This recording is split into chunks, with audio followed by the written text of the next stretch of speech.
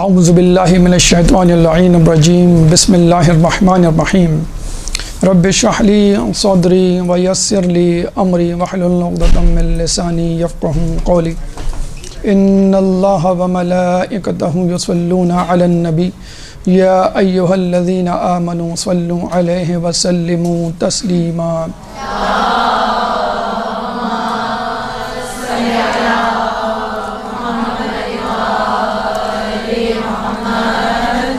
سب سے پہلے تو آپ تمام لوگوں کو پہلے دن اس مدرسے میں آنے پر بہت بہت مبارکباد کہ حدیث میں آیا ہے کہ جب اللہ تعالیٰ کسی کے لیے بھلائی کا ارادہ کر لے تو اس کو علم دین سے نواز دیتا ہے۔ تو بہت خوش قسمت ہیں ہم تمام افراد کہ جن کو اللہ تعالیٰ نے علم دین کی طرف رغبت سے نوازا۔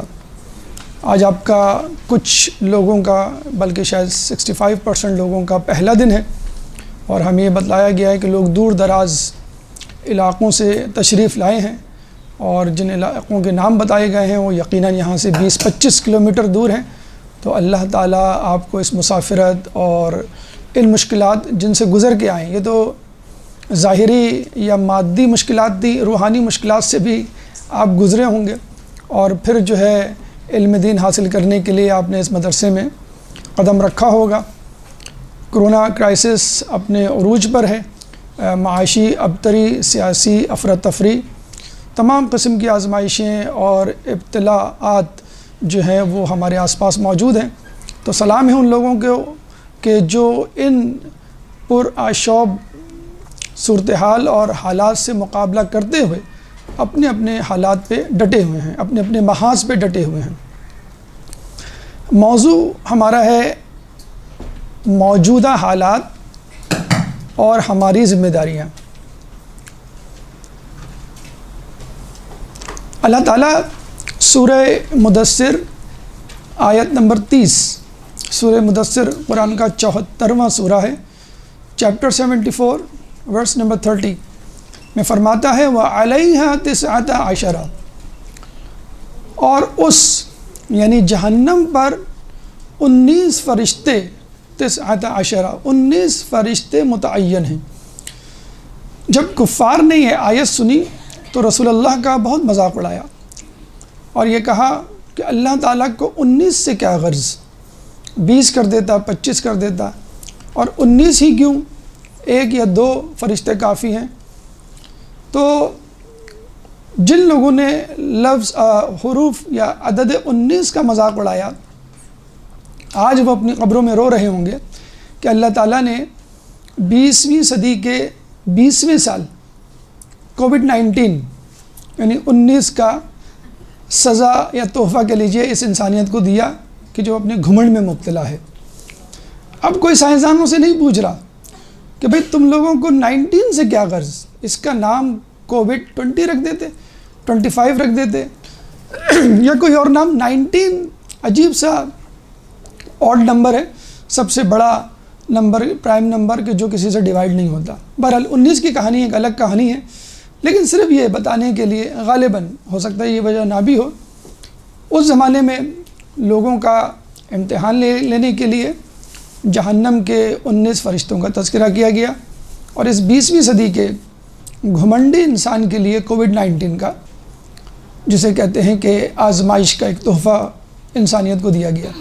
لیکن مومنین کے بارے میں جیسے کہ صادق آل محمد امام جعفر صادق علیہ السلام،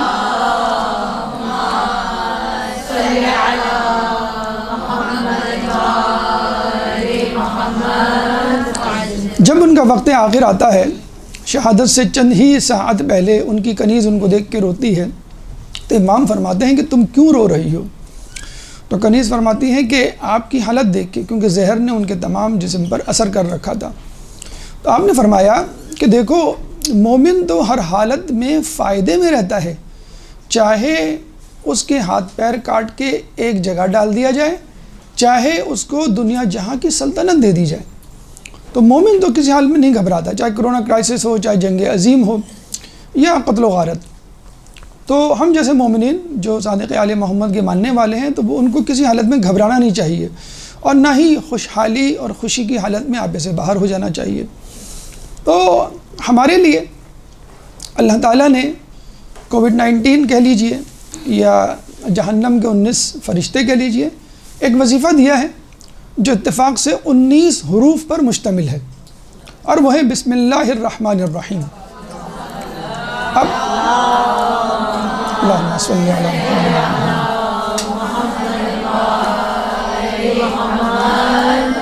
اب آپ کو جو کام شروع کرنا ہے، بسم اللہ الرحمن الرحیم پڑھیے، ہاتھ دھونا ہے، سینیٹائزیشن کرنی ہے، بسم اللہ الرحمن الرحیم پڑھیے، ماسک پہننا ہے، بسم اللہ الرحمن الرحیم پڑھیے، گھر سے باہر نکلنا ہے، بسم اللہ الرحمن الرحیم پڑھیے۔ 19 حروف پر مشتمل، 19 حروف وظیفہ، 19 حروف پر مشتمل کووڈ-19 کو انشاءاللہ شکست دے گا۔ یہ وہ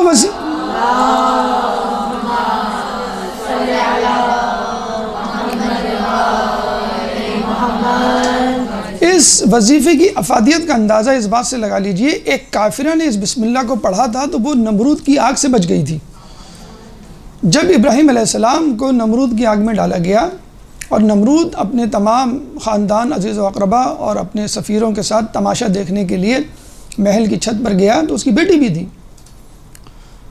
تمام لوگ تماشا دیکھ رہے تھے، لیکن ابراہیم علیہ السلام تو یا نارکونی بردم و سلامن علی ابراہیم کے مصداق بڑے مزے سے جیسے ڈرائنگ روم میں بیٹھے ہوں جبرائیل علیہ السلام سے گپ شپ کر رہے تھے۔ لیکن جسے کہتے ہیں نا کہ جس کے دل میں ایمان کی رمق ہو تو وہ ایمان تک، اسلام تک، حق تک پہنچ جاتا ہے۔ تو نمرود کی بیٹی جب یہ تماشا دیکھ رہی تھی تو اس کے دل میں یہ خیال آیا کہ یہ آگ میں کیوں نہیں جلے۔ کسی طرح اس کی رسائی ابراہیم علیہ السلام تک ہو گئی۔ جب پوچھا آپ کیسے بچے تو ابراہیم علیہ السلام نے کوئی بہت لمبا چوڑا فلسفہ بیان نہیں کیا۔ دیکھیے یہ بھی ایک تربیت کا انداز ہے، جو کم علم ہو، جو جاہل ہو، جو بچہ ہو، جو بہت زیادہ علم نہیں رکھتا ہو، چھوٹا سا اس کو ہوم ورک یا پروجیکٹ دیں، اس پہ وہ کام کرے، انشاءاللہ بڑھتے بڑھتے صرف یہ کہا کہ میں نے بسم اللہ الرحمن الرحیم پڑھی اور اللہ پہ توکل کر کے اس پہ چھلانگ لگا دی۔ اور اس نے بھی صرف یہ پوچھا کیا اگر میں بسم اللہ الرحمن الرحیم پڑھوں اور اس طرح چھلانگ لگاؤں میں بچ جاؤں گی؟ ابراہیم نے کہا کیوں نہیں، اگر تم میرے اللہ پہ مکمل ایمان رکھ کے چھلانگ لگاؤ۔ دوبارہ کہتے ہیں یہ چھت پہ گئی اپنے محل کے اور وہاں سے چھلانگ لگائی اور نمرود کی آگ سے بچ گئی۔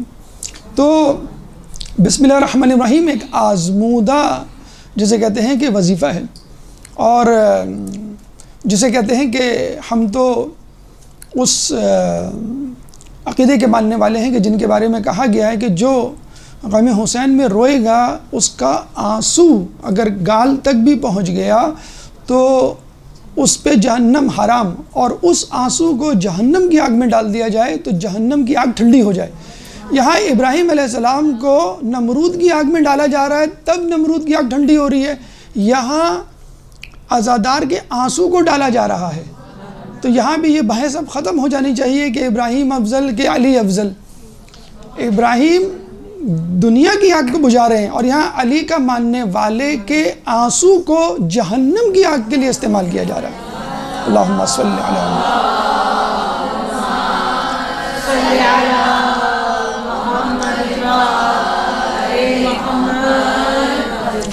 تو ہمیں بسم اللہ الرحمن الرحیم پڑھنا ہے ہر کام سے پہلے، لیکن اس مرحلے پہ آدمی یہ سوچتا ہے کہ میں کام کیا کروں، کیونکہ کنفیوژن اور انفارمیشن بلکہ ڈس انفارمیشن کا دورہ ہے۔ تو اس کے لیے عقلاء 2 اسٹیپس، 2 مرحلے تجویز کرتے ہیں۔ پہلے تو یہ کہ آپ حالات کو سمجھیں اور پھر اپنی ذمہ داریوں کو بجا لائیں۔ حالات کیا ہیں اور پھر آپ کی اپنی ذمہ داریاں، کیونکہ آپ اپنے آپ کو حالات سے الگ نہیں کر سکتے۔ ٹھیک ہے آپ نے علم دین حاصل کرنا ہے، ٹھیک ہے آپ کو گھر کے کام ہیں، آپ کو اسکول کالج جانا ہے، لیکن حالات کیا ہیں ان سے گزر کے جانا ہے۔ ٹھیک، تو موجودہ حالات اور ذمہ داریاں یہی ہمارا موضوع بھی ہے۔ تو 2 مرحلے میں انشاءاللہ اپنی گفتگو کو سمیٹیں گے۔ پہلے ہم موجودہ حالات کی طرف چلتے ہیں کہ موجودہ حالات ہیں کیا، اور پھر اپنی ذمہ داریوں کی طرف۔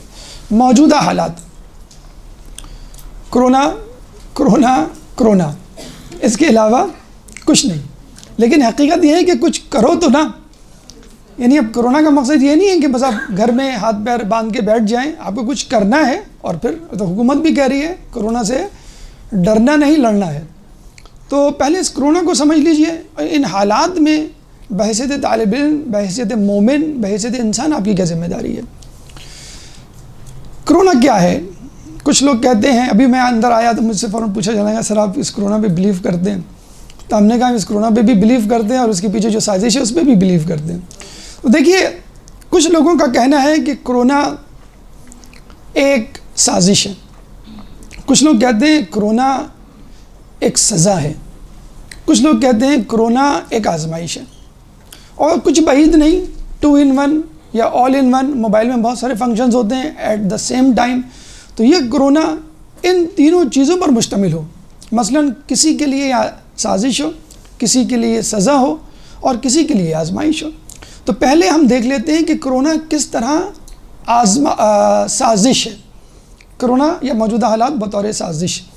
اچھا، جس طرح اخبارات میں لکھا ہوتا ہے کہ ادارے کا لکھاری کے نظریات سے متفق ہونا ضروری نہیں، تو آپ کبھی ہمارے جسے کہتے ہیں خیالات سے متفق ہونا ضروری نہیں، لیکن یہ تینوں باتیں چونکہ ہمارے معاشرے میں اس وقت جاری و ساری ہیں، فلوٹ کر رہی ہیں، تو اس میں آپ حقائق کتنے خود چن سکتے ہیں. کرونا ایک سازش ہے. دیکھیے انسان کی فطرت ہے، چونکہ اس کو اللہ نے پیدا کیا ہے تو اس کے لیے آئیڈیل چیز اللہ ہے، آئیڈیل شخصیت اللہ ہے. تو وہ اپنے اور اللہ کے درمیان کی حدود کو بھول جاتا ہے اکثر جب اس کو طاقت ملتی ہے. تو نمرود ہو گیا، فرعون ہو گیا، قارون ہو گیا، شداد ہو گیا، یہ تمام لوگ اپنی حدود کو بھول گئے اور خدا بننے کی انہوں نے کوشش کی. اسی طرح آج کل کا انسان بھی ہے، وہ چاہتا ہے کہ میں خدا بن جاؤں، طاقتور حکومتوں اور طاقتور قوموں کی بات ہو رہی ہے اور میں پوری دنیا پہ غلبہ حاصل کر لوں. تو فرعون نمرود کے زمانے میں بس وہ جہاں تک دیکھ سکتے تھے وہ سمجھتے تھے کہ بس یہی دنیا ہے اور میں اس پوری دنیا کا بادشاہ ہوں، یعنی خدا ہوں.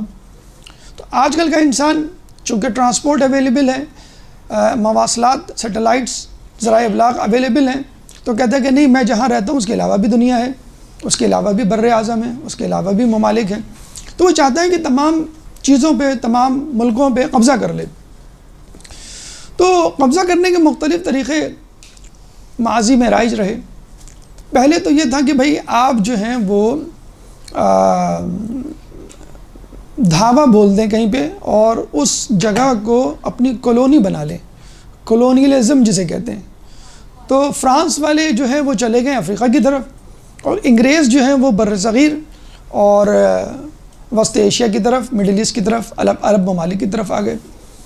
اور انہوں نے وہ بڑی لمبی چوڑی ایسٹ انڈیا کی کہانی آپ نے پڑھی ہوگی پاکستان اسٹڈیز میں، کس طرح یہاں کے لوگوں کو بیوقوف بنایا، ڈیوائڈ اینڈ رول کر کے اس پہ حکومت کی.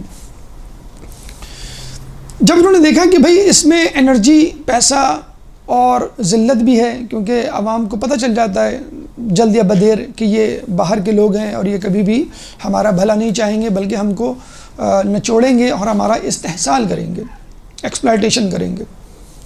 تو انہوں نے جو ہے وہ پہچان لیا. پھر آپ نے دیکھا ہوگا 1857 کی جنگ آزادی بھی ہوئی وغیرہ وغیرہ.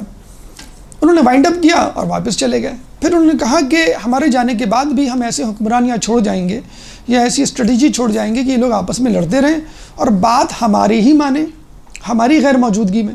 تو انہوں نے جاتے جاتے ڈیوائڈ اینڈ رول، ہر جگہ ایک ڈسپیوٹڈ ایریا رکھ دیا. پاکستان اور انڈیا کے درمیان کشمیر رکھ دیا، یمن اور سعودیہ کے درمیان سرحدی قضیہ رکھ دیا، ہر جگہ. اور پھر ایسے کٹ پتلی حکمران وہاں مقرر کر دیے جو ان کی زبان رکھتے تھے. پھر ان کو یہ فکر ہوئی کہ عوام بھی ان کی بولی بولے، تو انہوں نے میڈیا کا استعمال کیا. اب وہ میڈیا کے استعمال سے آپ نے دیکھا ہوگا کہ ہمارے کپڑے بدل گئے، ہمارے ذائقے بدل گئے، ہمارے کھانے بدل گئے، ہماری زبان بدل گئی. ہم بہت فخر کرتے ہیں انگلش بولنے میں، ہم بہت فخر کرتے ہیں پزا، بروسٹ اور برگر کھانے میں، ہم فخر کرتے ہیں انگریزی لباس پہننے میں، ہم بہت فخر کرتے ہیں انگریزی ممالک جانے میں یا ان کی نیشنلٹی حاصل کرنے میں. تو یہ طریقہ اپنایا جائے کہ برین واش کیا جائے، برین ڈرین کیا جائے. جب اس سے بھی کام نہیں چلا، انہوں نے کہا کہ نہیں، ہم چاہتے ہیں کہ وہاں پہ موجود جو معدنی ذخائر ہیں ان سے استفادہ کریں، وہاں پہ جو مارکیٹس ہیں یعنی کاروباری حوالے سے ان پہ جو ہے وہ قبضہ کریں. تو انہوں نے جو ہے وہ میڈیا کا استعمال کیا، سوشل میڈیا کا استعمال کیا، اس کے بعد انہوں نے کہا کہ نہیں ہم چاہتے ہیں معدنی ذخائر لیں، تو انہوں نے بایولوجیکل ویپنز، حیاتیاتی ہتھیار کا استعمال کیا کہ راکٹ میں مثلاً ایک وائرس لگا دیا، بیکٹیریا ملا دیا، اور جب وہ وہاں گیا کیمیکل ویپنز کہہ لیجیے، پہلے کیمیکل ویپنز آئے پھر بایولوجیکل ویپنز، جب وہ وہاں پھٹتا تھا تو وہاں پہ وائرس بیکٹیریا بیماری پھیل جاتی تھی۔ انہوں نے کہا کہ اس سے بھی ہماری سیکریٹس آؤٹ ہو رہی ہے اور پتہ چل رہا ہے کہ یہ میزائل کہاں سے آیا ہے۔ اب جو لیٹسٹ ویپن ہے وہ یہ ہے کہ کوئی عالمی وبا پھیلا دی جائے، اور ایسی پھیلا دی جائے کہ جس میں جہاں کے لوگ بھی متاثر ہوں، فائدہ ہمارا ہی ہو، اور اس میں کوئی خرچہ بھی نہیں ہے، بہت چیپ ہے۔ وائرس کو آپ نے جا کے کہیں پہ چھوڑ دیا، اب تو یہ کہ ہیلی کاپٹر اور ڈرون کے ذریعے وائرس کے جو ہے جو جراثیم ہے، وائرس جو ہے وہ اس کو چھوڑا جا رہا ہے۔ ابھی خبر آئی تھی کچھ عرصے پہلے، 6 مہینے 8 مہینے پہلے، کہ سمندر کے بیچوں بیچ ایک جہاز کھڑا تھا اور وہ کسی بھی جگہ جزیرے پہ لنگر انداز نہیں ہو رہا تھا، کیونکہ کرونا ہر جگہ دنیا میں پھیلا ہوا تھا۔ انہوں نے کہا ہم سمندر کے بیچ میں رہتے ہیں تاکہ کرونا سے محفوظ رہیں جب تک یہ پینڈیمک ختم نہیں ہوتا۔ پتہ چلا جہاز میں لوگوں کو کرونا ہو گیا، اور جب تحقیق کی پتہ چلا کہ اوپر جو ہیلی کاپٹر اور ڈرون گزر رہے تھے انہوں نے باقاعدہ کرونا وائرس کا چھڑکاؤ کیا۔ تو اتنا زیادہ جسے کہتے ہیں کہ وہ یہ وبا پھیلی ہوئی ہے۔ اچھا میں پھر کہہ رہا ہوں کہ اس میں چاہیں تو آپ آدھی بات پہ یقین کریں، آدھی بات پہ نہیں یقین کریں، تمام باتیں بتائی دی جا رہی ہیں، آپ خود ریسرچ کر لیں۔ تو چیپ جسے کہتے ہیں کہ ان لوگوں کو پڑا کہ آرام سے ہو گیا۔ دوسری بات یہ جو چپ آپ سن رہے ہیں نا کہ جو آپ کے باڈی میں ڈالی جائے گی، جلد یا بدیر، مطلب جو بول رہا ہے، جو سازش کو ڈسکلوز کر رہا ہے وہ بھی اس کا شکار ہونے والا۔ جیسے پولیو کے وائرس کے آپ نے اب دیکھا ہوگا، پولیو ویکسین ہمیں پلائی جاتی ہے، چاہے ہم ایران کے ایئرپورٹ پہ اتریں، چاہے ہم UAE پہ اتریں، چاہے ہم امریکہ پہ اتریں۔ تو اب تو یہ ویکسین جو ہے وہ ہر کسی کو دی جائے گی اس وقت تک آپ کا پاسپورٹ نہیں بنے گا جب تک آپ یہ ویکسین نہیں لیں گے۔ ویکسین کے ذریعے ایک چپ آپ کے اندر جائے گی اور وہ چپ جو ہے وہ ریکارڈنگ کرے گی آپ کی حرکات و سکنات کی۔ پہلے تو یہ تھا کہ بھی میرے پاس موبائل تھا، موبائل میں اگر فیس بک اپ ڈیٹ ہے، میرا ایپ موجود ہے اور میرا موبائل بند ہے تو بھی میری تمام ریکارڈنگز ہوں گی جو میں بول رہا ہوں۔ تو اب جو ہے وہ چپ ہے، اگر آپ کے پاس موبائل نہیں بھی ہے تو وہ چپ آپ کی باڈی میں موجود ہے جو لوکیٹ کر کے بتا دے گی۔ اس کے بعد جو کہا جاتا ہے کہ دجال جب ڈھونڈے گا مومنین کو تو پتھر آواز دے گا کہ میرے پیچھے مومن چھپا ہوا ہے۔ تو اتنے زیادہ لوکیشن جسے کہتے ہیں کہ آپ کی ڈسکلوز ہو جائے گی۔ ابھی بھی آپ کے ہاتھ میں موبائل ہو تو آپ سے بات کرنے والا آپ کی لوکیشن کو پتہ چلا لیتا ہے کہ یہ اس وقت کہاں پہ کھڑا ہوا ہے۔ تو ایک یہ، دوسرا یہ آبادی پہ کنٹرول۔ یہ چاہ رہے ہیں کہ کم سے کم لوگ ہوں اور ان پہ ہم کنٹرول حاصل کر سکیں، اسپیشلی جو 60 سے اوپر یا 50 سے اوپر آبادی ان سے جان چھڑائیں۔ اسپیشلی 60 سے اوپر آبادی کے بارے میں وہ کہتے ہیں یہ تو ریٹائرڈ لوگ ہوتے ہیں اور ان کو جو ہے ہمیں پینشن بھی دینی پڑتی ہے، ان کو جو ہے وہ کنسیشن دینی پڑتی ہے، ان کو ٹرانسپورٹیشن، ہیلتھ، ہر چیز فری ہوتی ہے۔ تو یہ تو نقصان ہے، یہ تو برڈن ہے ہماری حکومت پہ، اور ان کو آگے جا کے مرنا ہے۔ اگر ہم بچے کو کچھ دیں تو اس کو آگے جا کر حکومت کی باغ ڈور سنبھالنی ہے، کچھ خدمات انجام دینی ہے۔ تو اس پاپولیشن سے بھی وہ چھٹکارا حاصل کرنا چاہ رہے ہیں۔ پھر وہ اجتماعات سے چھٹکارا حاصل کرنا چاہ رہے ہیں کہ جہاں 4 لوگ جمع ہوں گے، ویوز ایکسچینج ہوں گے تو ہماری سازشیں بے نقاب ہوں گی۔ حج کا مثلاً اجتماع ہے، بلکہ حج کے اجتماع سے شاید ان کو اتنا بڑا خوف اور ڈر نہیں ہے جتنا 40 کے اجتماع سے ان کو ڈر و خوف ہے، عاشور کے اجتماع سے ان کو ڈر اور خوف ہے، اور یہ تعداد مسلسل بڑھتی جا رہی ہے۔ 1 لاکھ 2 لاکھ کروڑ 2 کروڑ 4 کروڑ، مطلب وہ یہ ڈر خوف میں مبتلا ہیں کہ اگر یہ 4 کروڑ کا رخ جو ہے وہ ہماری طرف ہو گیا تو کیا ہوگا۔ کسی نے کیا خوب جملہ کہا ہے کہ امام نے بلایا نہیں ہے تو 4 کروڑ پہنچ گئے۔ اگر امام جو ہے وہ آواز دے لیں ظہور کے بعد تو کتنے لوگ پہنچ جائیں گے۔ اللہم صلی علی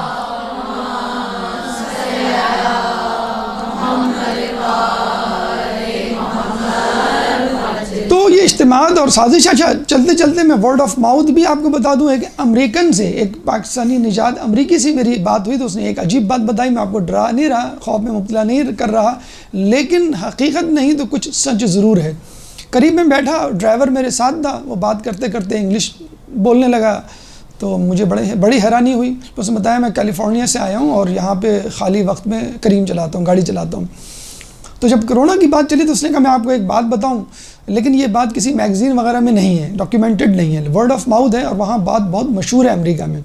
تو اس نے یہ بات بتائی، اگر آپ چاہیں تو یوٹیوب پہ میں نے کسی کو یہ بات بتائی تو اس نے یوٹیوب پہ جا کے باقاعدہ سرچ کیا تو اس نے مجھے آگے بعد میں بتایا کہ سر یہ بات سچ ہے، ایسی کہانیاں موجود ہیں۔ اب کہانیوں میں سچ کتنا ہے جھوٹ کتنا ہے وہ آپ کی مرضی۔ بہرحال یوٹیوب پہ بھی اس کی ویڈیوز موجود ہیں کہ برازیل میں ایک آئی لینڈ ہے غالباً ایمیزون، وہاں پہ کینیبلز آدم خور لوگ رہتے ہیں. وہاں پہ جو ہے وہ آئل کے بہت سارے ذخائر موجود ہیں، لیکن آدم خور جو بھی جاتا ہے اس کو کھا لیتے ہیں. رشینز پہنچے تھے، رشینز کے ساتھ یہ کیا، پھر امریکن نے جو ہے وہاں پہ کمپنیز نے جو ہے وہ کوششیں کی، کسی طرح ان سے مذاکرات کرنے میں وہ کامیاب ہو گئے. تو انہوں نے کہا کہ آپ جو ہیں ہمیں لیٹ سے ہر مہینے 5,000 باڈیز دے دیں، ہم جو ہے آپ کو تیل تلاش کرنے کی اور تیل لے جانے کی اجازت دے دیں گے. کہتے ہیں کہ ایک ڈیڈ باڈی جو ہے $5,000 میں کمپنی لیتی ہے، امریکہ سے لیتی ہے. اور یو کے اور امریکہ میں تو بہت مشہور ہے بات کہ کرونا کے پیشنٹ کو جلا دیا جاتا ہے، دفنایا نہیں جاتا، جلا دیا جاتا ہے.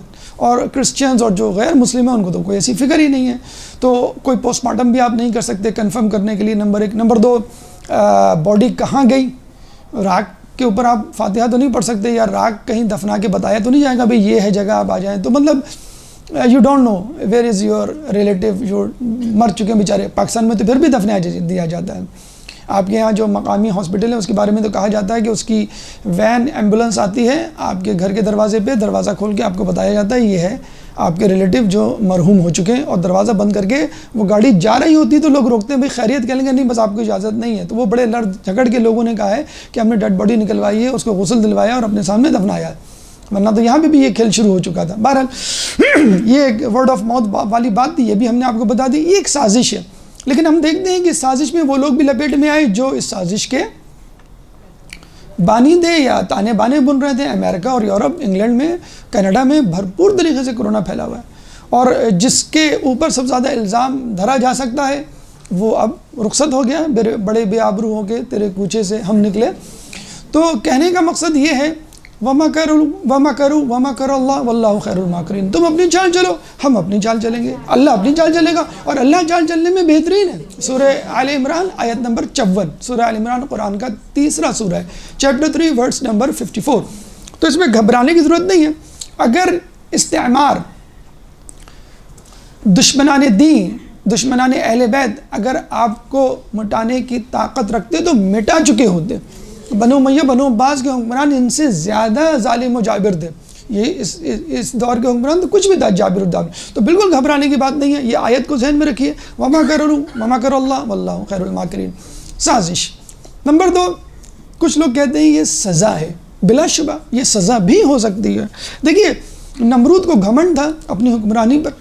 اللہ تعالیٰ نے اتنا گھمنڈ تھا کہ اس نے تیر مارا فضا میں کہ میں تمہارے خدا کو ہلاک کرتا ہوں. اللہ تعالیٰ نے جبرائیل کو کہا کہ اس تیر کو کسی پرندے کے خون میں لت پت کر کے واپس پھینک دو. یعنی اللہ کہتا ہے نا کہ ٹھیک ہے تم اگر چاہتے ہو بہکنا اور گمراہ ہونا تو میں تمہیں اور گمراہ کروں گا. جب تیر واپس آیا تو وہ خوش ہو گیا، دیکھو میں نے تمہارے خدا کو مار دیا. اللہ تعالیٰ نے اس کو کیسے مارا؟ ایک مچھر اس کی ناک میں داخل کر کے، اور وہ مچھر آدھے دھڑ کا مفلوج تھا، آدھا دھڑ پیرالائز تھا، ہیمیپلیجیا تھا اس کو. آدھے مچھر نے اس کو مارا ہے، ناک میں گھس گیا، اور اتنی زیادہ اس کو کھجلی خارش کیا کرتا تھا کہ وہ بار بار اپنا ہاتھ ناک پہ رکھتا، کھجاتا. پھر اس نے اپنے غلام کو کہا کہ میری ناک پہ کچھ مارو، تھپتھپاؤ. جب تھپتھپانے سے کام نہیں چلا تو اس نے کہا کہ یہ جو جوتا پڑا ہے یہ اٹھا کے مارو، شاید یہ مچھر حرکت کرنا رک جائے. تو جب اس کو مارا جاتا تھا، یعنی ناک پہ مارا جاتا تھا اور مچھر پہ کچھ اثر ہوتا تھا، جیسے چھپکلی وغیرہ ہمارے گھر میں ہوتی ہے، آپ مارتے ہیں تو ایک دم سے چلی جاتی، تو وہ مچھر رک جاتا تھا، حرکات و سکنات نہیں کرتا تھا، اریٹیشن خارج نہیں کرتا تھا، تو اس کو تھوڑی دیر کے لیے آرام آتا تھا. تو وہ مچھر سے نہیں مرا، کیونکہ مچھر مسلسل اس کو کاٹتا رہتا تھا. جو جوتے اس کو پڑے، جوتے مار مار کے وہ مر گیا. تو کہنے کا مقصد یہ ہے کہ نمرود اتنا بڑا بادشاہ جوتوں کی مار کھا کے اس دنیا سے رخصت ہوا. اللہ تعالیٰ نے ہر دنیا میں ہر دور میں گھمنڈیوں کا علاج رکھا ہے. ابرہا کو دیکھ لیجئے، بڑے بڑے ہاتھی لے کر آئے اور وہ یہ سمجھے کہ بس یہ مرعوب ہو جائیں گے، اتنے بڑے ہاتھی دیکھ کے بے ہوش ہو جائیں گے اور اب ہم کو کوئی نہیں نکال سکتا اور روک سکتا خانہ کعبہ کو ڈھانے سے. ان کو کس نے ہلاک کیا؟ اونٹوں نے ہلاک کیا یا ان سے بڑے کسی جانور نے؟ ابابیل نے. وارسل علیہم طیرا ابابیل، چھوٹی چھوٹی ابابیلوں نے جا کر ان کو جو ہے، وہ بھی ابابیل نے بھی نہیں، ابابیل کی چونچوں میں موجود کنکریوں میں نے، فجعلہم کعصف ماکول، ان کو کھایا ہوا بھس کر دیا. قوم عاد قوم سمود بڑا گھمنڈ تھا اپنی طاقت پر، وہ درخت کے تنے کو یوں اس طرح اکھاڑ لیا کرتے تھے، پہاڑوں کو کھود کر کاٹ کے، یعنی اتنی بڑی بڑی مشینیں ان کے پاس تھیں اور اتنے بڑے ہاتھ پیر تھے، اس میں گھر بنا کے اندر رہا کرتے تھے۔ ان کو اپنی طاقت پہ بڑا گھمنڈ تھا۔ ان کو کس نے ہلاک کیا؟ ہوا نے۔ بالکل پتنگوں کی طرح وہ اڑا کرتے تھے جب جو ہے وہ ہوا چلی تھی۔ آج کل کے انسان کو بھی کہتے ہیں کہ ہر دور میں نبی کو اس دور کے حالات و واقعات کے حساب سے معجزہ دیا گیا۔ موسیٰ علیہ السلام کے دور میں جادوگری کا بہت زیادہ چرچا تھا۔ اللہ تعالیٰ نے موسیٰ علیہ السلام کو معجزہ دیا کہ تم رسی پھینکو یا عصا پھینکو تو وہ سانپ میں تبدیل ہو جائے۔ عیسیٰ علیہ السلام کے دور میں جو ہے وہ طب کا بڑا چرچا تھا، تو اللہ تعالیٰ نے آپ کو لیپرسی اور نابینا افراد بلکہ مردہ افراد کو زندہ کرنے کا معجزہ عطا کیا۔ آج کل کے دور کے انسان کو سائنس پہ بڑا گھمنڈ ہے، اس کو یہ گھمنڈ ہے کہ ہم مریخ اور چاند کو فتح کر سکتے ہیں۔ دنیا تو بہت دور کی بات ہے، ہم تو چاند اور مریخ کی بات کر رہے ہیں۔ تو اسٹیفن ہاکنگ کہا کرتا تھا کہ we can read the mind of God, ہم خدا کا ذہن پڑھ سکتے ہیں۔ جب اس نے دیکھا کہ سائنس اور ترقی کر رہی تو اس نے کہا we can manage the universe without God, ہم خدا کے بغیر یہ کائنات چلا سکتے ہیں۔ جیسے ایک نوجوان لڑکا باپ سے کیا کہتا ہے جب اس کے پیر میں باپ کا جوتا آ جاتا ہے؟ بابا آپ کو کیا معلوم کہ پیسہ کیسے کمایا جاتا ہے؟ خیر لڑکیاں بھی یہی کہتی ہیں، امی آپ کو کیا معلوم آج کل فیشن کیسے ہوتا ہے؟ آپ وہی اپنے پرانے زمانے کے کالے مقنے پہ جو ہے وہ گزارا کر رہی ہیں۔ تو آج کل کے انسان کو گھمنڈ کو ایلن جو امریکہ کی اینکر ہے، وہ ٹاک شو کرتی ہے اور اس کے ٹاک شو میں پریزیڈنٹ، پرائم منسٹرز اور بڑے بڑے لوگ آتے ہیں، وہ کہا کرتی تھی ایک دفعہ میں نے خدا کو، یہاں تو توہین رسالت پہ بات ہو رہی ہے، وہاں تو توہین الہی تک بات پہنچ گئی ہے، تو وہ کہتی ہے کہ میں نے خدا کو دیکھا کہ وہ مغموم اداس بیٹھا ہوا ہے۔ تو میں نے خدا سے پوچھا کہ آپ اداس کیوں ہیں؟ تو خدا نے کہا کہ میں اداس اس لیے ہوں کہ نو بڈی گیٹس امپریسڈ ود می، کوئی مجھ سے امپریس ہی نہیں ہوتا، متاثر ہی نہیں ہوتا۔ انہوں نے کہا کیوں؟ کہ سائنس نے اتنی ترقی کر لی ہے، اتنا آگے چلا گیا ہے انسان، اتنی ترقی، اتنی خوشحالی کہ اب مجھ سے کوئی مانگتا ہی نہیں ہے کچھ، اور مجھ سے کوئی متاثر ہی نہیں ہوتا۔ تو اس نے مزید دیکھی کتنا مذاق اڑایا، تو اس نے خدا سے پوچھا اچھا what is the latest invention, آپ نے کون سی ایسی ایجاد دیکھی جس کی وجہ سے آپ کہہ رہے ہیں کہ اتنی بڑی بڑی انوینشنز کر لی؟ کہ میں نے کموڈ کا فلش دیکھا کہ کس طرح ایک دم سے پانی آتا ہے اور گندگی کو لے جاتا ہے۔ یہ مذاق امریکہ کی ٹی وی پہ ایلن نامی اینکر، آپ لکھیں آپ کو پتہ چل جائے گا۔ تو کہنے کا مقصد ہے یہ صرف ٹی وی اینکر کی بات نہیں کر رہے ہیں، ہم سائنسدانوں کی بات کر رہے ہیں۔ تو جو کہہ رہے ہیں کہ ہم خدا کو اگر ہے بھی so what, do the hell with, ہم نعوذ باللہ ہم خود کام کر لیں گے، خدا کو ہٹاؤ بیچ میں سے۔ اگر نمرود کی طرح کہ میں اس کو تیر ماروں گا خدا مر جائے گا، انہوں نے کہا بھائی ٹھیک ہے خدا آ بھی گیا بیچ میں تو ہم اس کو اڑا کے رکھ دیں گے۔ تو خدا نے نمرود کو مچھر بھیجا تھا، آج کل کے انسان کو کرونا وائرس۔ ٹھیک ہے اس کرونا وائرس سے تم جان چھڑا کے دکھاؤ۔ تو انسان کی فطرت ہے، اجتماعی طور پہ نہیں، انفرادی طور پہ اپنے آپ کو چیک کیجئے۔ آپ کے اندر بھی بعض وقت تکبر آ جاتا ہے، اب مجھے کوئی نہیں روک سکتا، اب میں بہت آگے چلا گیا ہوں، میں بہت کما رہا ہوں، میرے آس پاس بہت زیادہ لوگ ہیں، میں شہرت کے جو ہے عروج پر ہوں اور ہر کوئی میری بات مانتا ہے، میں جو کہتا ہوں وہ سچ ہو جاتا ہے، وغیرہ وغیرہ۔ کلا ان الانسان لیطغی ان رآہ استغنی، سورہ علق آیت نمبر 6 اور 7۔ سورہ علق قرآن کا 56واں سورہ ہے، چیپٹر 96 ورس نمبر 6 اور 7۔ کلا ان الانسان لیطغی، بے شک انسان طغیانی پر اتر آتا ہے، ان رآہ استغنی، جب وہ دیکھتا ہے کہ وہ مستغنی، بے نیاز ہو گیا ہے کہ بھئی مجھے کیا فکر، میرے پاس تو بہت کچھ ہے۔ انفرادی طور پہ، اجتماعی طور پہ انسان گھمنڈ میں جسے کہتے ہیں کہ وہ مبتلا ہو جاتا ہے۔ تو انسان کو یاد رکھنا چاہیے، قل سیروا فی الارض کیف کان عاقبۃ المکذبین، تم دنیا میں گھومو پھرو اور دیکھو اللہ تعالیٰ نے جھٹلانے والوں کا، جھوٹوں کا کیا انجام کیا۔ تو آپ پاس ہسٹری پڑھیے اور آپ کو پتہ چل جائے گا کہ گھمنڈ یا تکبر کرنے والوں کا اللہ تعالیٰ نے کیا انجام کیا۔ تو کرونا سازش بھی ہو سکتی ہے، کرونا جو ہے وہ سزا بھی ہو سکتی ہے۔ اور ایک اور چیز، کیا کرونا آزمائش ہے؟ اللہ تعالیٰ سورہ عنکبوت آیت نمبر 2 اور 3، سورہ عنکبوت قرآن کا 29واں سورہ ہے، چیپٹر 29 ورس نمبر 2 اور 3۔ اللہ فرماتا ہے کہ ام حسب الناس ان یترکوا ان یقولوا آمنا، کہ کیا انسان نے یہ سمجھ رکھا ہے کہ وہ ایسے ہی چھوڑ دیا جائے گا فقط یہ کہنے پر کہ میں ایمان لایا؟ وَهُمْ لَا يُفْتَنُونَ، اور اس کو آزمایا نہیں جائے گا. لقد، تو آپ کو مختلف طریقوں سے آزمایا جائے گا، ہر قسم کی آزمائش. اب آپ کے پاس چوائس نہیں ہے. اب یہ نہیں کہتے مجھے مال کی آزمائش دے، مجھے جان کی آزمائش دے، یا مجھے فلاں آزمائش دے. نہیں، کوئی بھی آزمائش کسی وقت بھی آ سکتی ہے. آپ کو ثابت قدمی کا مظاہرہ کرنا ہے. یہ تین چیزیں ہو گئیں. سازش بھی ہے، سزا بھی ہے، آزمائش بھی ہے. اب ہماری ذمہ داری کیا ہے؟ میں نے حیثیت مجموعی طالب علم کی حیثیت سے، ایک ملازم کی حیثیت سے، کاروباری آدمی کی حیثیت سے، ایک گھریلو خاتون کی حیثیت سے، ایک طالب علم کی حیثیت سے کیا ذمہ داری ہے؟ سب سے پہلے اگر ہم ان موجودہ حالات میں کرونا کو مثلاً سازش سمجھتے ہیں، تو اس سازش کا مقابلہ آپ کو کیسے کرنا ہے؟ علم کے ذریعے.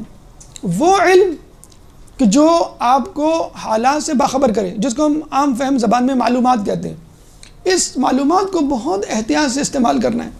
کرونا کی معلومات، سیاسی حالات کی معلومات، باہر نکل رہے ہیں تو حالات کیسے ہیں ان کی معلومات، ہر قسم کی معلومات آپ کو جمع کر کے رکھنی. یہ نہیں کہنا ہے کہ بھئی میرا کرنٹ افیئر سے کیا تعلق. جو اپنے زمانے کے حالات سے باخبر رہا وہ نقصان سے محفوظ رہا. چھٹے امام کی حدیث ہے کہ اگر آپ حالات سے باخبر رہیں گے تو آپ کو معلوم چل جائے گا مجھے کیا کرنا ہے.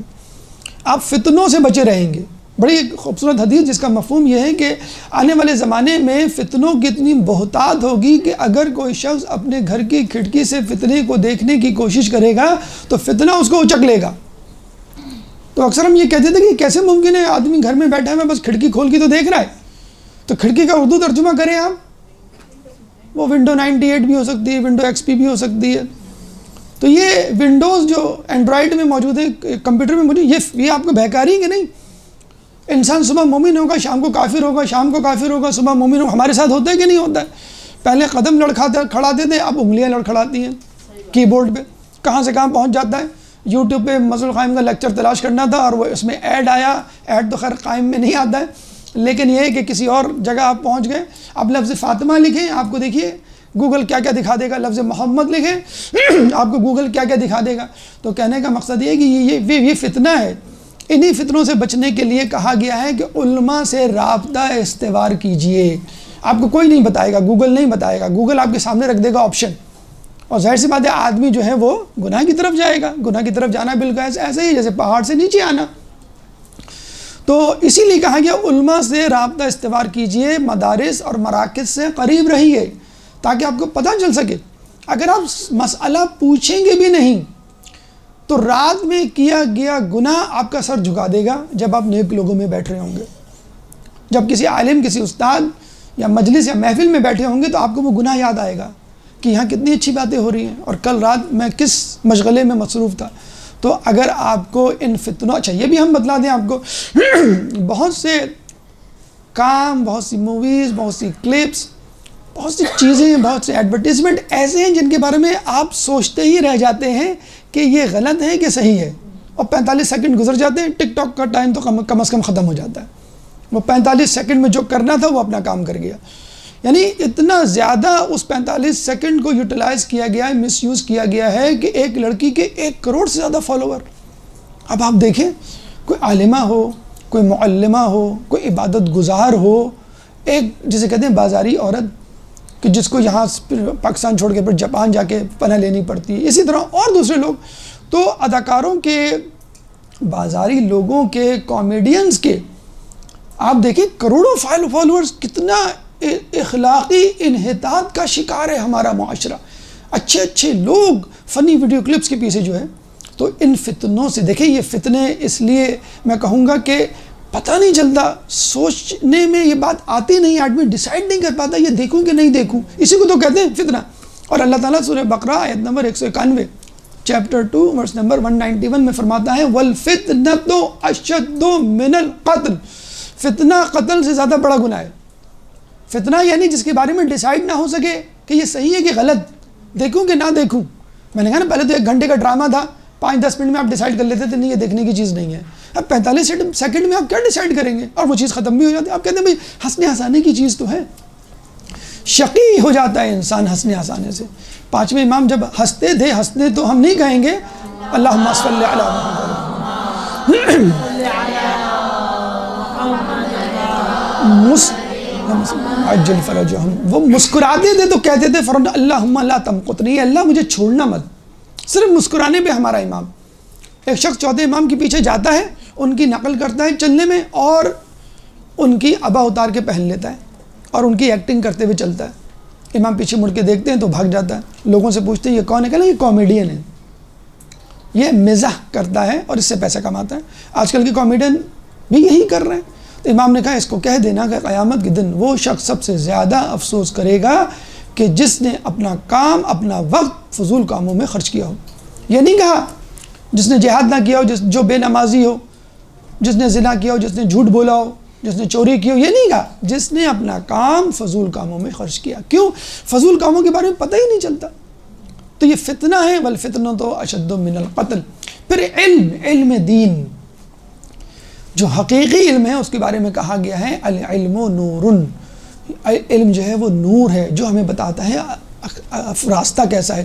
ٹھیک ہے، رمضان میں آپ نے ایک آیت سنی ہوگی، یا ایھا الذین آمنوا کتب علیکم الصیام کما کتب علی الذین من قبلکم لعلکم تتقون، سورہ بقرہ آیت نمبر 183، چیپٹر 2 ورس نمبر 83۔ اللہ تعالیٰ کیا فرماتا ہے؟ ایمان والوں تم پر روزے فرض کیے گئے جیسے کہ تم سے پہلے کے لوگوں پر، تاکہ تم متقی پرہیزگار۔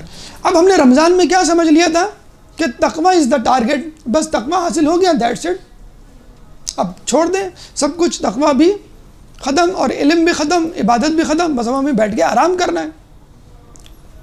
اللہ تعالیٰ اسی سورہ بقرہ میں آگے چلیں، سورہ بقرہ آیت نمبر 282، قرآن کا سب سے طویل ترین، قرآن کی سب سے طویل ترین آیت ہے، اچھا سب سے طویل ترین سورہ، سب سے طویل ترین آیت 282، 282 میں اللہ فرماتا ہے وَاتَّقُوا اللَّهَ وَيُعَلِّمُكُمُ اللَّهُ، تم تقوی اختیار کرو میں تمہیں علم دوں گا۔ اے اللہ تو کہہ رہا تھا کہ لعلکم تتقون، روزے رکھو، تقوی اختیار کرو، دیٹس اٹ، ہم متقی بن گئے؟ نہیں، ارے تقوی تو پری کوالیفیکیشن ہے، شرط ہے، کس کی؟ علم کی۔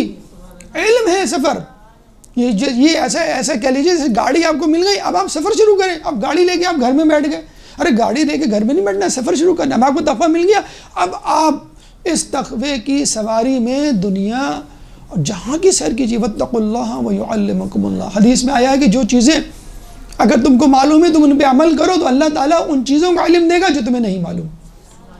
ہم پوچھتے ہیں نا، سوچتے ہیں میں کوئی شارٹ کٹ بتائیے، حافظے کا شارٹ کٹ بتائیے علم حاصل کرنے کا، لوگ کہاں سے کہاں پہنچ جاتے ہیں، وہیں کے وہیں ہیں۔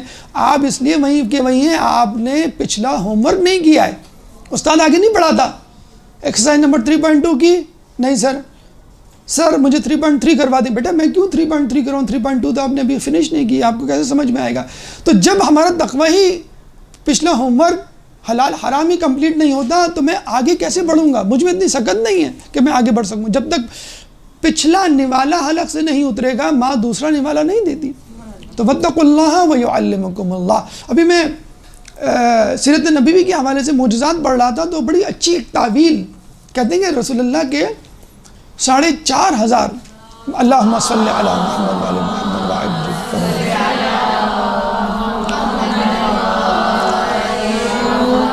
4,500 معجزات منقول ہیں کتابوں میں۔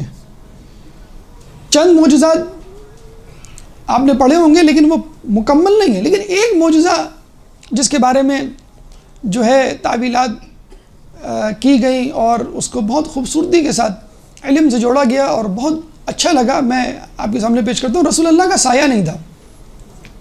دیکھیں ابھی اگر میں مجلس پڑھوں تو میں بہت بڑی بڑی لفاظی کر سکتا ہوں، مثلا رسول اللہ کے سائے تھے اور سائے کا سایہ نہیں ہوتا، اور فوراً واہ واہ کریں گے اور آپ جو ہیں وہ درود پڑھیں گے، بھئی کیا بات ہے، کیا کہنے، حقیقت ہے۔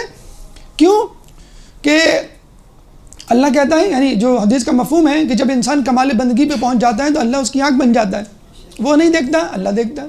اللہ اس کی زبان بن جاتا ہے، وہ نہیں کہتا، اللہ کہتا ہے۔ اللہ اس کے ہاتھ بن جاتا ہے، وہ نہیں کرتا، اللہ کرتا۔ اللہ اس کے پیر بن جاتا ہے، وہ نہیں چلتا، اللہ، یعنی اب اس کے ہر کام میں اللہ کی تائید الہی شامل ہوتی ہے۔ وما رمیتا اذ رمیتا، کہ تم نے جو کنکریاں پھینکی تم نے نہیں پھینکی، ہم نے پھینکی۔ اب اللہ اس کے ہر کام کے، تو اگر اللہ ہر کام کے پیچھے ہوتا ہے تو ٹھیک ہے، اللہ کا مظہر ہے رسول جو کام کر رہے ہیں سمجھ لو۔ وما ينطق عن الهوى ان هو الا وحی یوحی، وہ اپنے ہوائے نفس سے کچھ نہیں کہتے سوائے اس کے جو ان کو وحی کی گئی ہوتی ہے۔ اس میں کوئی مذائقہ نہیں اس تعویل کو لینے میں۔ دوسری تعویل اس پہ بھی آپ اشکر اٹھیں گے کہ بھائی دنیا میں ہر چیز کا سایہ ہوتا ہے فقط نور کے، نور کے سوا کسی کا سایہ، اللہ کا رسول جو وہ نور تھا تو اس کا سایہ نہیں تھا. لیکن تیسری تعویل بہت ہی خوبصورت تعویل ہے، ایک پریکٹیکل تعویل ہے. ان تعویلات سے رسول اللہ کے فضائل تو ثابت ہو جائیں گے، جو 2 تعویلات میں نے آپ کو بتائیں، لیکن مجھے کیا کرنا ہے سمجھ میں نہیں آئے گا مجھے کیا. لیکن تیسری تعویل میں آپ کے لیے ایک عملی پیغام. تیسری تعویل کیا ہے؟ اللہ تعالیٰ پسند نہیں کرتا تھا کہ رسول کا سایہ کہیں پڑے اور اس پر کسی کے قدم پڑے. یہ ہے اصل تعویل. اچھا، اس میں عملی سبق کیا ہے؟ عملی سبق ہمیں اس وقت پتہ چلا کہ جب ہم نے ایک پاکستانی مصنف کا دورہ اٹلی پڑھا. وہ اٹلی کی یونیورسٹی میں لیکچر دینے گئے، پھر وہاں پر موجود ایک پروفیسر کے ساتھ واپس آئے. دھوپ نکلی ہوئی تھی، دوپہر کا وقت تھا.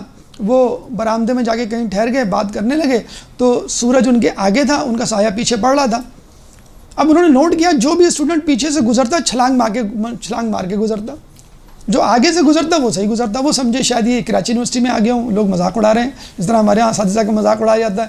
نہیں، یہ کیا مسئلہ ہے؟ لوگ پیچھے سے گزر رہے ہیں، یہ کیا ہوٹنگ کر رہے ہیں، کیا کر رہے ہیں، مذاق کہہ رہے ہیں. نہیں، وہ نہیں چاہتے کہ ہمارے سائے کے اوپر ان کے قدم پڑے. یہ یورپ کا ملک ہے، جبھی تو وہ لوگ آگے ہیں. کیوں؟ اساتذہ کی. ہمارے یہاں تو جو کچھ نہیں کر پاتا ٹیچنگ کر لو. ٹیچر از فار ٹیچر، یہ بہت مشہور قول ہے نا، کہ جو بالکل بیکورڈ ہوتا ہے، کچھ کہیں نہیں منوا سکے اس کو بولو تم. اور اس سے بھی زیادہ کہا جاتا ہے کہ جو لنگڑا لوڑا اپاہج ذہنی معذور ہے اس کو عالم دین بنا دو. اس سے بھی زیادہ، یعنی جس کو سب سے زیادہ انٹیلیجنٹ ہونا چاہیے، آئی کیو لیول جس کا سب سے زیادہ ہو چاہیے، جب تک کسی نبی کی عقل کامل ترین نہیں ہو جاتی اللہ اس کو نبوت کے لیے مبعوث نہیں کرتا. یعنی نبی کا آئی کیو لیول اس زمانے میں موجود ہر شخص کے آئی کیو لیول سے زیادہ ہوتا تھا. تو ہم کیوں یہ پسند کرتے ہیں کہ ہمارا بچہ مولوی ایسے، مولانا ایسے، مجتہد ایسے، فلاں خمس کھا رہا ہے، فلاں یہ کر رہا ہے. بھائی اس کا سلوشن پیش کریں. کیا سلوشن ہے؟ آپ اپنے جینیس ترین بچے کو مولوی بنائیں، پھر سارے مسائل ختم ہو جائیں گے.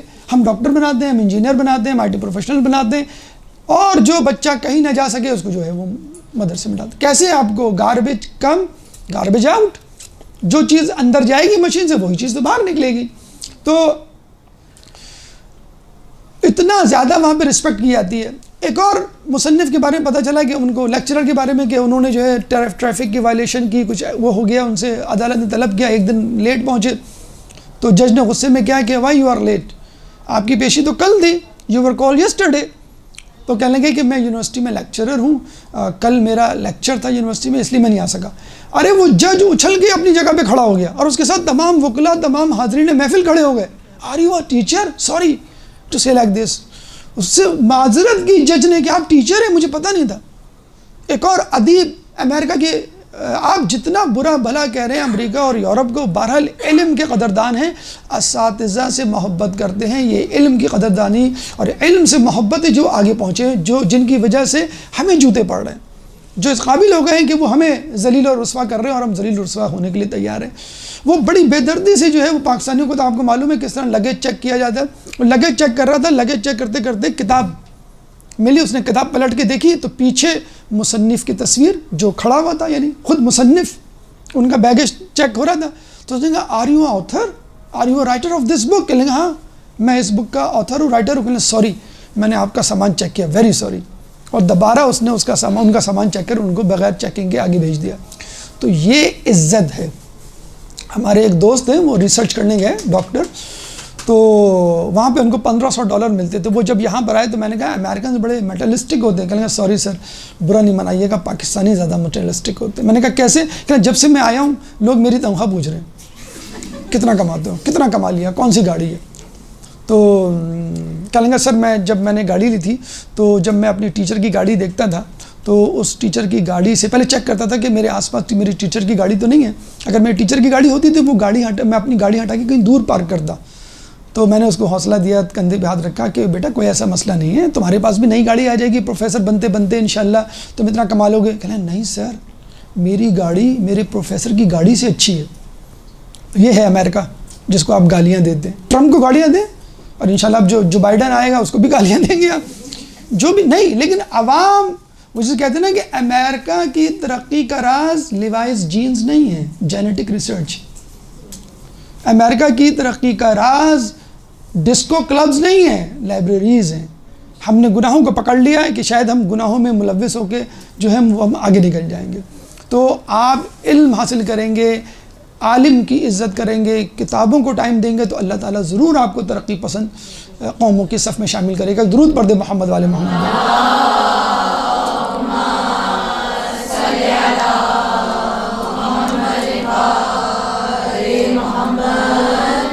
اب جو بات میں آپ کو بتا رہا ہوں وہ بات رہ گئی تھی، اس سے بلند تر آواز میں آپ درود پڑھیں گے.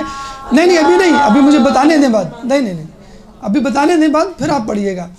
امریکہ میں سب سے زیادہ سبجیکٹس ہیں، یعنی اگر آپ کو ریسرچ کرنا ہے، بعض اوقات بہت ہی غیر معروف سبجیکٹ یا فیلڈ ہوتی ہے وہ کہیں ملتی ہی نہیں، تو پتہ لگے وہ امریکہ میں مل جائے گی. ٹھیک ہے، تو دنیا میں جتنے بھی علوم ہیں ان علوم کی فیلڈز، ڈپارٹمنٹس وہاں موجود ہیں. اور جب کیلکولیٹ کیے گئے تو یہ کتنے ڈپارٹمنٹس یا فیلڈز آف نالج نکلی پتہ ہے آپ کو؟ 10⁻6 1 ملین. 1 ملین برانچز ہیں. ہم تو میڈیکل انجینئرنگ کے علاوہ کچھ پتہ ہی نہیں ہے ہم کو نا. 1 ملین برانچز ہیں. ٹھیک ہے، اب آپ سنیے، رسول کا آخری وقت تھا، مولا علی کو بلایا اپنے اوپر، مولا علی کے اوپر چادر رکھی، کچھ دیر باتیں کی، راز و نیاز کی، اور علی واپس چلے گئے، جیسے حدیث قصہ میں ہوا تھا اس میں یہاں پہ بھی ہوا. جب وہ باہر نکلے تو لوگوں نے پوچھا، اے علی تم کو اللہ کے رسول نے کیا بتایا، کیا باتیں ہوئی؟ مولا نے کیا جواب دیا؟ اللہ کے رسول نے مجھے 1000 باب علم دیے، ہر علم سے 1000 ابواب علم نکلتے ہیں. 1000 ضرب 1000 کتنے ہوئے؟ اور 10⁻6 کتنے کیا کہلاتے ہیں انگلش میں؟ ملین. ملین. تو ملین مولا کو دیے گئے تھے. مولا کے ماننے والوں کے پاس یہ تمام نالج ہونی چاہیے. امریکہ یہ نالج کر کے کیا کر رہا ہے؟ تو کتنی افسوس، کتنی جسے کہتے ہیں کہ احانت کی بات ہے کہ ہمارا علم جو مولا علی کو دیا گیا تھا، 1 million branches, fields of knowledge, وہ امریکہ کے پاس موجود ہے. خیر، اس میں بھی کوئی گھبرانے کی بات نہیں. علم مومن کی گمشدہ میراث ہے، اسے حاصل کرو، چاہے منافق کے سینے سے حاصل کرنی پڑے، کیونکہ علم جب تک مومن کے سینے میں نہیں جاتا قرار نہیں پاتا، جس طرح مچھلی پانی میں جائے بغیر قرار نہیں پاتی.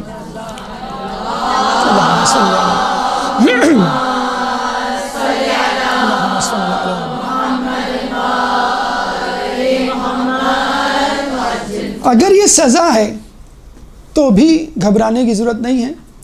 کچھ لوگ لپیٹ میں آ چکے ہیں، کچھ لوگ لپیٹ میں نہیں آئے. جن کو توبہ کی فرصت ہے وہ مایوس نہ ہوں. دیکھیے، یونس علیہ السلام کی قوم کو جب اللہ نے کہا تھا کہ یونس ان کو کہہ دو کہ 4 شنبہ ان کا دن ہے جب ان پہ عذاب آئے گا، تو تنوخہ شاید نام تھا، مجھے یاد نہیں آ رہا، یونس علیہ السلام کا ایک صحابی تھا جس نے کہا کہ 2 ہی لوگ ایمان لائے تھے، ایک عابد تھا ایک عالم تھا. دونوں سے مشورہ کیا تو عابد نے کہا چھوڑیں جی ان کو عذاب میں بلیا میٹ ہونے دیں. عالم نے کہا کہ ایک چانس اور دے دیں، تھوڑی سی کوشش اور کر لیتے ہیں. لیکن یونس علیہ السلام نے کہا نہیں، بس ہمیں اب یہاں سے چلے جانا چاہیے. تو یونس علیہ السلام چلے گئے تھے 4 شنبہ کو. اچھا، وہ کہتے ہیں وہ عالم وہاں پہ بیٹھا رہا. دیکھیں یہی پھر وہی علم کی اہمیت. وہ وہاں بیٹھا رہا اور کہا لوگوں کو دیکھو 4 شنبے کو عذاب آئے گا، اب بھی وقت توبہ کر لو. پیر گزرا، منگل گزرا، پھر بدھ جب آیا تو بادل آئے. وہ بھاگا لوگوں کے پاس گیا، پہاڑی پہ چڑھ گیا اور کہنے لگا دیکھو میں کہہ رہا تھا عذاب آنے والا ہے، ابھی بھی معافی مانگ لو. یہ واحد قوم ملتی ہے جو ہم نے ہسٹری پڑھی ہے کہ عین عذاب کے وقت اللہ نے ان کو معاف کر دیا. بہت گڑ گڑائے وہ کہ اللہ میں معاف کر دے. اللہ تعالیٰ نے ان کو معاف کر دیا. عذاب سر پہ منڈلا رہا تھا تو اس میں مایوسی کی بات نہیں ہے. اب یونس علیہ السلام کی بات سنیے کہ جب وہ شہر میں داخل ہو رہے تھے تو لوگوں سے پوچھا گیا ہے کہ الیوم یائس الذین کفروا، آج کے دن وہ مایوس ہو گئے کہ جنہوں نے ولایت علی کا انکار کیا. اور جہاں تک یہ بات ہے انفرادی گناہ کی کہ جناب ہم ولایت علی پہ یقین تو رکھتے ہیں لیکن مثلاً کیا کریں، ہم سے بہت گناہ ہو جاتے ہیں، نظروں کے گناہ ہو جاتے ہیں، زبان کے گناہ ہو جاتے ہیں، ہاتھوں کے گناہ ہو جاتے ہیں. تو اس میں بھی گھبرانے کی بات نہیں ہے. مولا فرماتے ہیں کہ مجھے اس گناہ کا کوئی ڈر نہیں جس کے بعد مجھے 2 رکعت نماز ملے اور میں نماز پڑھ کر اللہ کو منا لوں. کوئی مجھے ڈر نہیں ہے. اللہ تعالیٰ فرماتا ہے سورہ زمر آیت نمبر 53، سورہ زمر آیت قرآن کا 39واں سورہ چیپٹر 39 ورس نمبر 53، قُلْ يَا عِبَادِيَ الَّذِينَ أَسْرَفُوا عَلَىٰ أَنفُسِهِمْ لَا تَقْنَطُوا مِنْ رَحْمَةِ اللَّهِ إِنَّ اللَّهَ يَغْفِرُ الذُّنُوبَ جَمِيعًا إِنَّهُ هُوَ الْغَفُورُ الرَّحِيمُ. قُلْ يَا عِبَادِيَ الَّذِينَ أَسْرَفُوا عَلَىٰ أَنفُسِهِمْ، کہہ دو میرے عبادت گزار بندو جو اسراف کر جاتے ہیں، تجاوز کر جاتے ہیں اپنے نفوس پر، لا تقنطوا من رحمت اللہ، اللہ کی نعمت سے مایوس نہ ہو، ان اللہ یغفر الذنوب جميعا، اللہ تعالیٰ تمہارے تمام گناہوں کو معاف کر دے گا، انہ هو الغفور الرحیم، بے شک وہ غفور الرحیم ہے۔ تو آپ کو گھبرانا نہیں ہے، ہمارے پرائم منسٹر والا نہیں، حقیقی گھبرانا نہیں ہے، کیونکہ اللہ جو ہے وہ آپ کے ساتھ۔ ایک درود پڑھ دے محمد والے محمد۔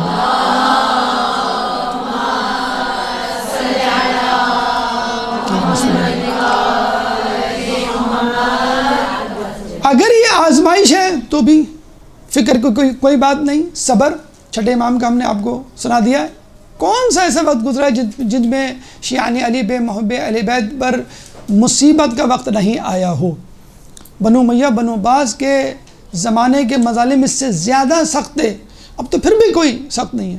اور کربلا سے بڑھ کر ظلم کیا ہو سکتا ہے کہ جس کے اختتام پر شہزادی کی زبان مبارک سے کیا جملہ نکلا، ما رأیت الا جمیلا، ہم نے اللہ کے حسن کے سوا کچھ نہیں دیکھا۔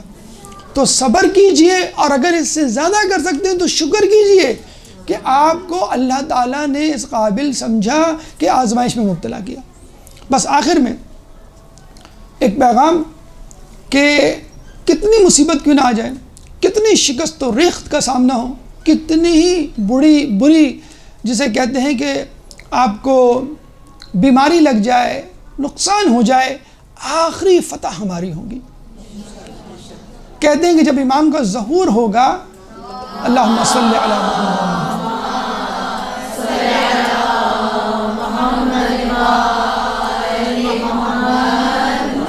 2 حروف علم ہوگا، امام اس کو 21 حروف بڑھا دیں گے، 23 کر دیں گے مکمل۔